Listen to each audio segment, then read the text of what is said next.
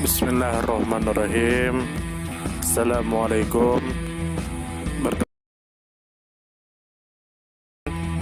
Semoga kita baik-baik saja dan semoga kita masuk surga. Amin. Dulmuluk Teater Tradisional Sumatera Selatan. Teater Dulmuluk adalah teater tradisional Sumatera Selatan yang lahir di kota Palembang. Awal mula terbentuknya teater ini adalah berupa pembacaan syair oleh Wan Bakar yang membacakan tentang syair Abdul Muluk di sekitar rumahnya di Tangga Takat 16 Ulu pada tahun 1854. Agar lebih menarik, pembacaan syair kemudian disertai dengan peragaan oleh beberapa orang ditambah iringan musik gambus dan terbangan. Dulmuluk berawal dari kitab Kejayaan Kerajaan Melayu yang selesai ditulis pada tanggal 2 Juli tahun 1845, yang berjudul Syair Abdul Muluk. Ada dua pendapat oleh penulis kitab ini, yaitu Raja Ali Haji bin Raja Ahmad dari Pulau Penyengat oleh Indra Sakti Riau versi Dr.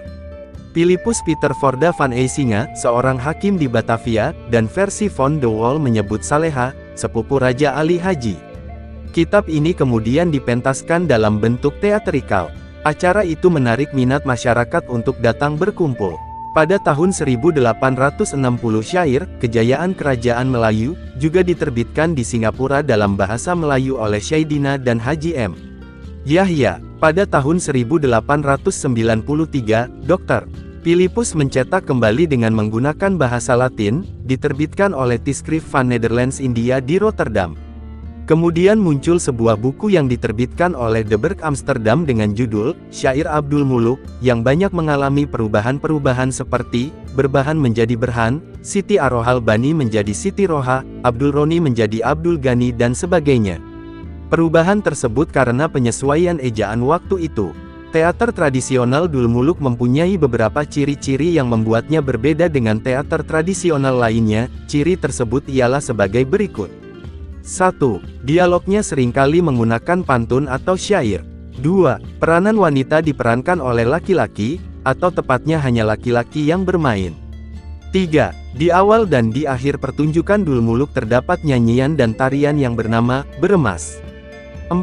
Dalam pertunjukan Dulmuluk, menampilkan kuda Dulmuluk sebagai ciri tersendiri. 5. Adanya tarian dan nyanyian di dalam pertunjukan Dulmuluk yang digunakan sebagai simbol, contohnya seperti saat sedih, senang, marah, ataupun mengungkapkan isi hati biasanya diungkapkan sambil berdendang dan menari.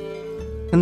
Cerita Dulmuluk hanya menceritakan dua syair, yaitu syair Raja Abdul Muluk dan syair Zubaidah Siti. Dalam tata pementasan, para pelakon Dulmuluk sebelum pertunjukan dimulai berkumpul di suatu tempat khusus yang disebut kebun untuk berpakaian dan bersolek sesuai watak-watak tokoh yang akan diperankan. Sebelum pertunjukan dilakukan doa selamat dengan menyiapkan seperangkat hidangan yang terdiri dari nasi gemuk, sebutir telur dan seekor ayam panggang dan dupa kemenyan yang dibakar di pedupaan. Setelah dibacakan doa, nasi dan lauk dibagi rata sebagai penyempurna syarat upacara. Salah satu pemain sebagai pemeran utama bernama Sultan Abdul Muluk. Seorang anggota yang menjadi pimpinan menyanyikan lagu Bekisoh dari dalam kebun. Setelah itu seorang demi seorang pelakon keluar dari kebun untuk melaksanakan upacara beremas atau salam pembuka kepada penonton. Setelah selesai, pemain kembali masuk kebun. Selanjutnya adegan demi adegan berlangsung sesuai jalan cerita. Setiap pemain seni pertunjukan Dulmuluk dituntut kemampuannya untuk dapat bernyanyi sesuai dengan tuntutan perannya.